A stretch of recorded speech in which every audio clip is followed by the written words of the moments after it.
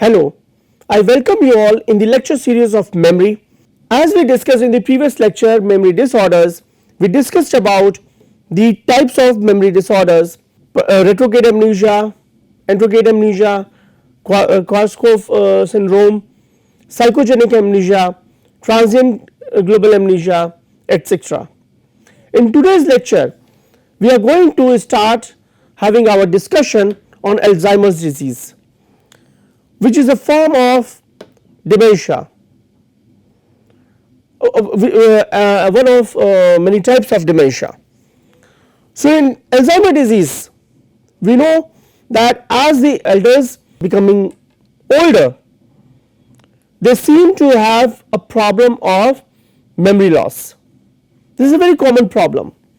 In modern world, because of the healthy lifestyle, technological support, good medical facility, the average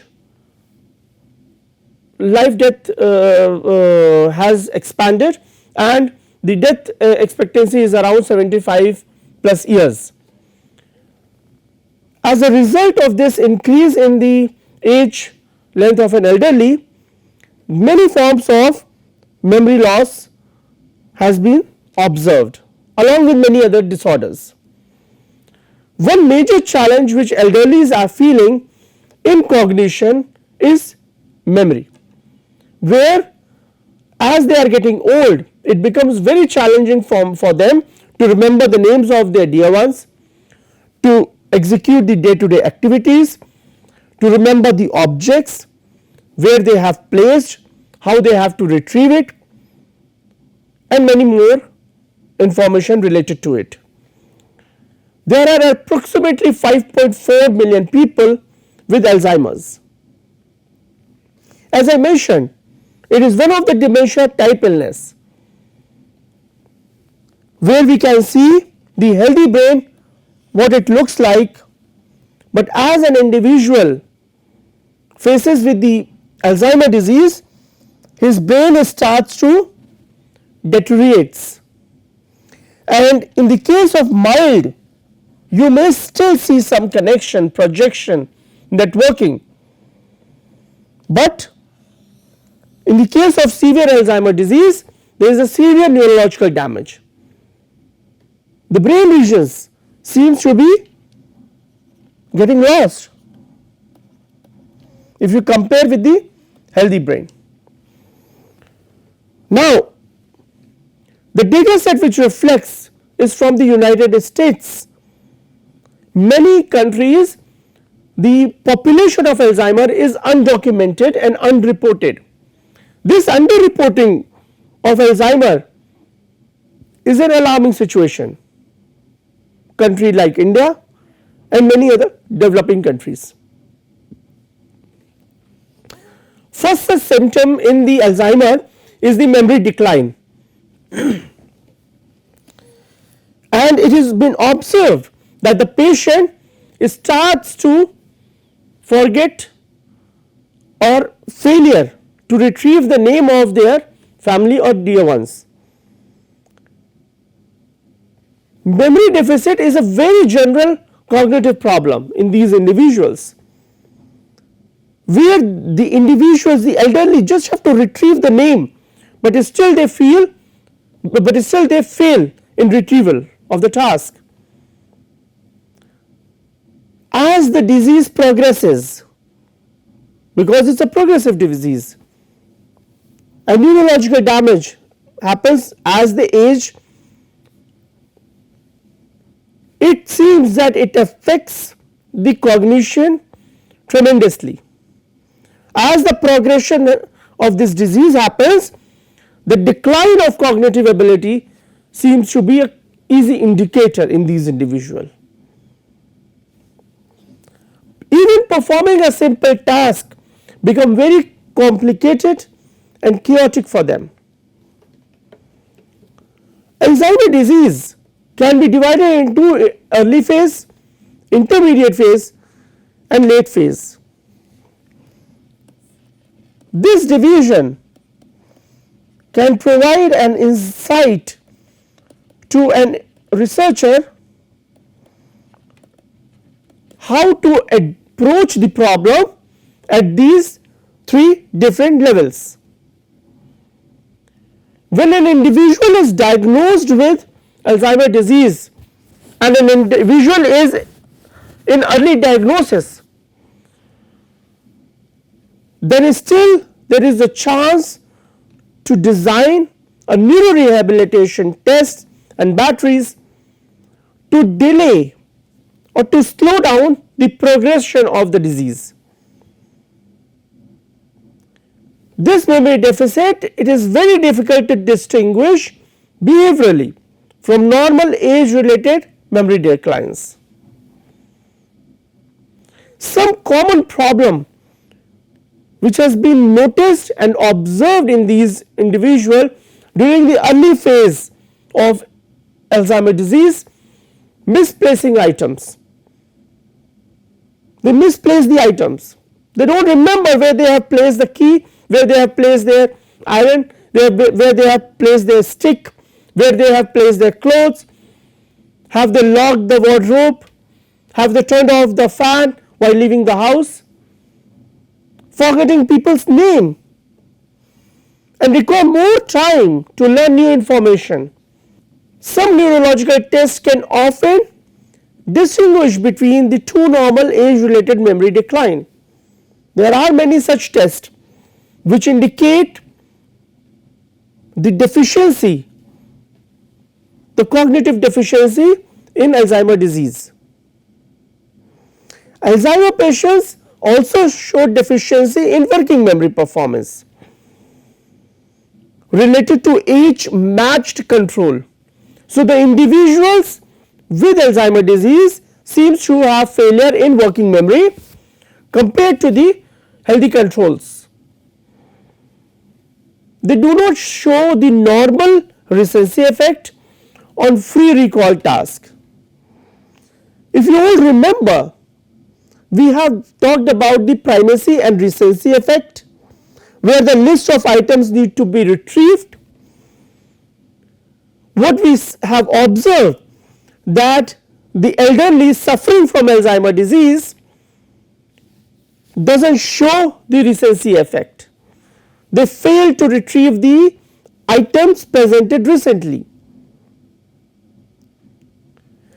Even by the end of early phase, when the person enters into the intermediate stage and the last stage, late stage, they need medical attention.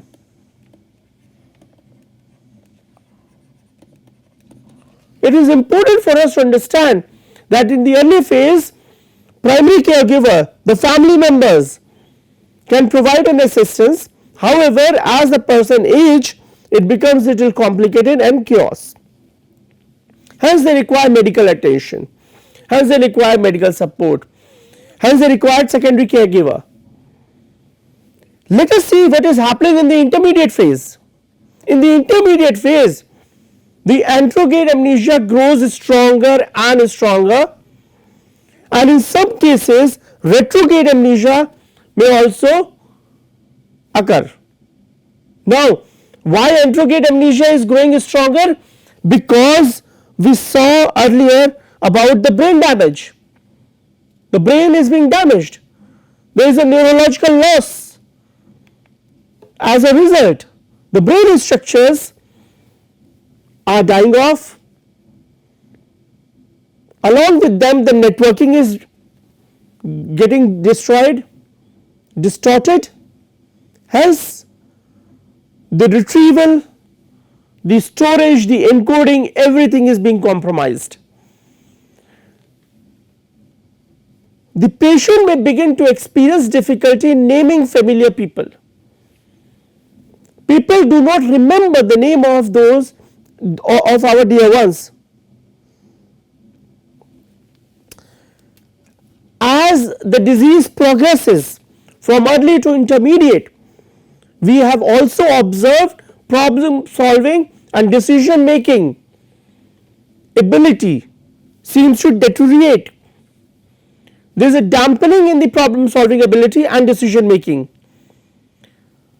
Even in the language problem, the vocabulary decreases, low word frequency is there. Why? The same cause. There is a neurological damage to the brain and it is progressive in nature. In some Alzheimer's disease patient, the progression is very aggressive in nature. So from the time of early diagnosis, it starts to spread very fast. It may also, some people have also observed the motor deficiency, which we call it as apraxis. And what we do, we implement some complex motor patterns such as dressing, writing, or loading a dishwasher. What it does, this complex task assists an individual to overcome the problem. The person will appear clumsy to the others, but eventually the person will need help with these tasks as the disease progresses.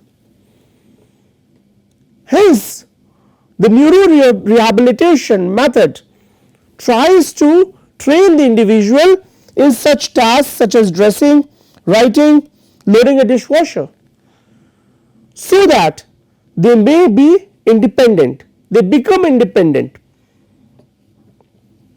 and the dependency on the primary caregivers or secondary caregivers can be controlled. As the disease enters into the later phase, it is very severe in nature. This is more and more retrograde amnesia. Individuals do not remember about their past. Even individuals sometimes fail to recognize themselves or their dear ones. There is a temporal gradient to the retrograde amnesia.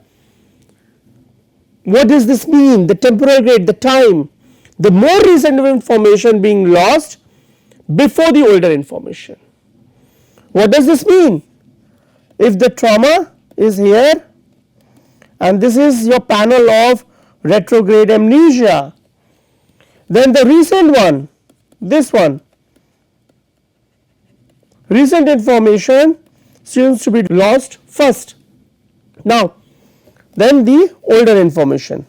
As the disease progresses, the failure of retrograde amnesia is stretched further back in time, which means if this retrograde period, we have been talking in months, as the disease progresses it goes to months to years, and it can go up to decades too.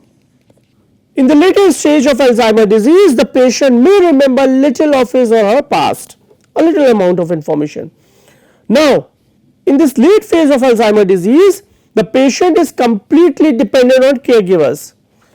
Caregivers are must, because it is very difficult for the elderly to execute the simplest tasks such as dressing, using restroom,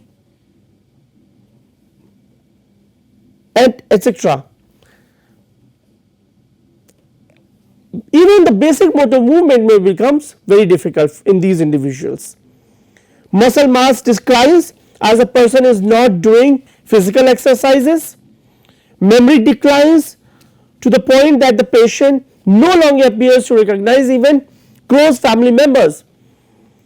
So the severity of the Alzheimer's disease can be understood that these individuals are unable to remember their family members with whom they had spent 20-30 years of their life. In many cases, the patient no longer respond to their own name also. It is very difficult for them to process their name. In later stage, it may also lose all access to the language. So it seems that the temporal lobe seems to be very much affected in the Alzheimer's disease. The temporal lobe, which is responsible for language area. And here, these individuals are unable to either speak or understand the others. What is the root cause of Alzheimer's disease? It has been reported that there are number of root causes are there in an elderly. As we saw the healthy brain, but in the case of Alzheimer, the brain shrinks, neurological damage starts, clustering of neurons start to get compromised. Why is it happening? It is happening because of the plaques. It is happening because of the neurofibrillary, the tangles. These amyloid plaques are the proteins, and these proteins inhibits and twist around the neurons, which lead to the neuronal death. More and more neurons start to die, which eventually affects the and leads to the memory loss and affects the cognition of in an elderly. What we see is that the identical twin, the Alzheimer disease, has 50% risk to develop it. Neuronal degeneration begins in the cerebral cortex, which includes the temporal lobe, frontal lobe and parietal lobe. Now we know that the frontal lobe is a central executive system, temporal lobe language area, parietal motor area, and this is what exactly we see in these individuals. In later stages it stretches to subcortical areas. The amyloid plaques from throughout the cortex, it interferes with the normal brain functions, and these amyloid plaques twist around and causing a neurofibrillary tangles, which lead to more neuron deaths. Now it is very important for us to understand that we even know that a protein responsible for this is a tau protein. The brain appears to have difficulty in producing a neurotransmitter acetylcholine. So any drug which is going to increase the production of acetylcholine in the bloodstream or in the brain can slow down the Alzheimer disease. So the deficiency of acetylcholine neurotransmitter can directly be associated with the Alzheimer disease. Now, how can we prevent Alzheimer disease? We can prevent Alzheimer disease by having an intellectually challenging activities. Intellectually challenging activities such as chess, problem solving, decision making, active social life even lowers the risk of developing Alzheimer disease. If you are hypersocial, if you have a big social networking, Alzheimer disease seems to be delayed. If you are multilingual, Alzheimer disease may be delayed. These activities, what does it do? Being multilingualism, what does it do to your brain? It is spur the growth of synapses. Being social in nature, spur the growth of synapses. Solving an intellectually challenging games or problems,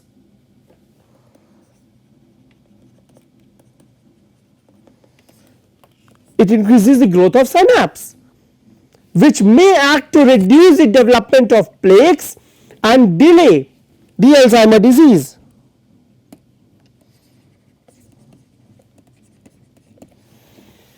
Now what else we have observed? How can we prevent? Low cholesterol diets seems to be beneficial. High cholesterol diet directly impacts the brain and increases the rate of the disease.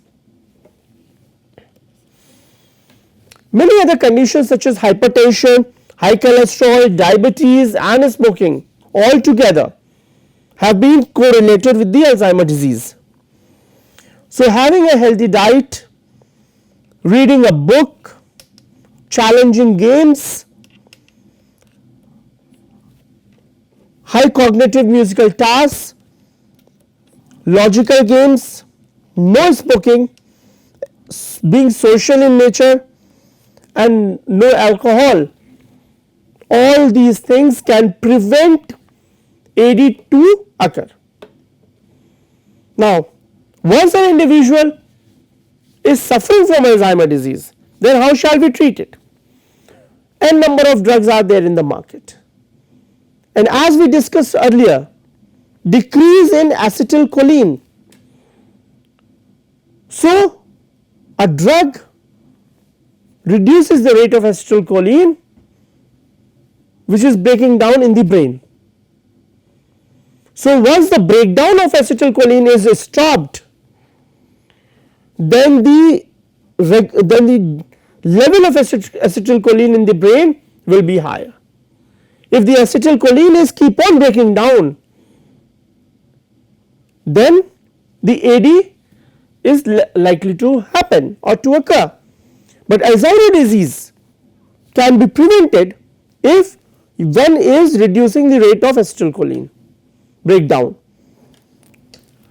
Lowering the rate of destruction lead to temporary improvement, which means once you are lowering the destruction or lowering the breakdown of acetylcholine in the brain, you are temporary improvement is there in the memory and cognitive processes.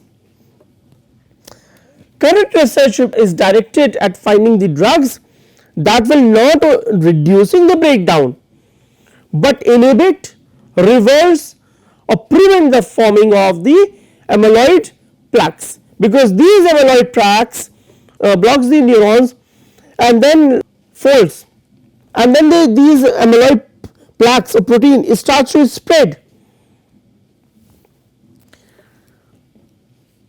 One another intervention which seems to be very effective in the case of Alzheimer's disease is the TMS, transcranial magnetic stimulation, seems to cause temporary improvement of cognitive function in Alzheimer's patients. Its focality is very high, it improves the neural networking. As a result, the improvement in cognitive function is seen. Now, when an individual, and we have been talking about the cognitive disorder last few lectures, when such cognitive disorder is there, how can we overcome such disorder? So, a rehabilitation program is there for the memory. This memory rehabilitation is the domain of clinical psychology, neuropsychology, where it focuses on compensation. Compensation of what? Compensation of memory loss. How can we compensate this loss? Amnesic syndrome patients are taught to make an external memory aid. What are those external memory aids? Alarm clocks, cell phones, notebook. This is what we saw in a movie, Rajni, where an individual was having a memory loss problem. In order to remember the information, he was trying to note down the name. In order to remember the information, he was keeping a diary to compensate the memory loss. It can be taught mnemonic strategies which seems to build new neuronal network. So, new neuronal network is going to assist an individual to overcome the problem of memory loss or Alzheimer's disease. Intact skills can be used to transfer function from episodic memory to surviving memory system. Many patients can learn new skill by capitalizing on their intact implicit memory system. What is more important here for the individual? how they are improving their memory system. Now the last point, which is very crucial here in the memory improvement or rehabilitation, is errorless learning. How can we learn without making an error? Is there a way to learn about the concept or idea without making error? So it's a technique that trains a patient to learn a particular fact or skill while preventing the person from making the errors. And how can we make person from making the error? During the training. More and more training is provided to an individual so that the error is reduced. The same thing we have seen in human factor ergonomics also, where the employer ensures that his employee should undergo effective training, rigorous training. Why this effective and rigorous training is necessary? So that they make less error. Learning and managing patients require indirect and procedural memory. It is important for the patient to avoid developing bad habits. If he is guided, such mistakes are avoided, bad habits will not develop. And that is why a training is required in these individuals. Providing immediate and constant feedback, lot of cues and lot of repetitions. How can we make this learning errorless? By providing lot of cues, memory aids. If you provide the aid to the memory aid, what is memory aid? You provide immediate and constant feedback, lot of cues can also act as a memory aid, a lot of repetition. Let me summarize. We understood that Alzheimer's disease, a form of dementia, is a neurological problem where individual seems to face the problem of amnesia, and it can be classified into 3 stages. Early stage, where the AD patient do not require an assistance from secondary caregivers. The home environment is enough to delay the disease. More and more social support, more and more coordination, more and more love, warmth the patient receives from the family member, it delays the process. As the individual enters into the intermediate stage of Alzheimer's disease, he immediately requires the nursing staff.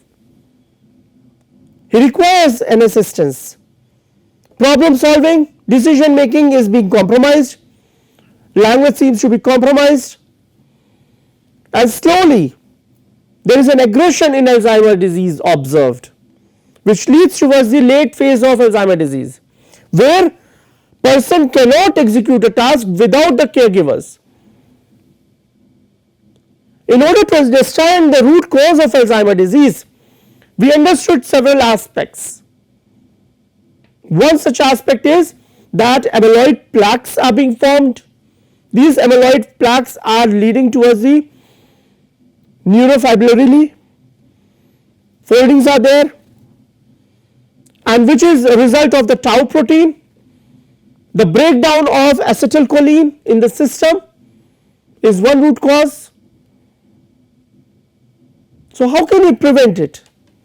We can prevent it by providing the drug administration which can reduce the breakdown of acetylcholine in the system.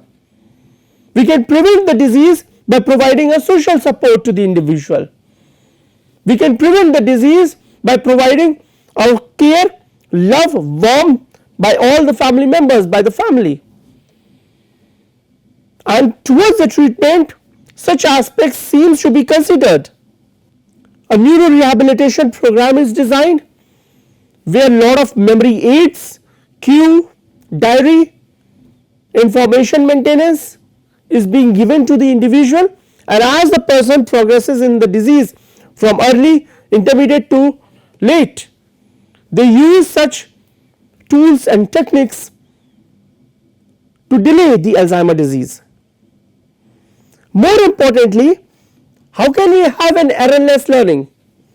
We can have errorless learning with training, the structured program, where an individual learns from the feedback which has been constantly provided to them. As a result, an individual makes less and less error. With this, we complete week 7 on memory disorder, and in next lecture we are going to learn and going to conclude this lecture series of memory. Thank you.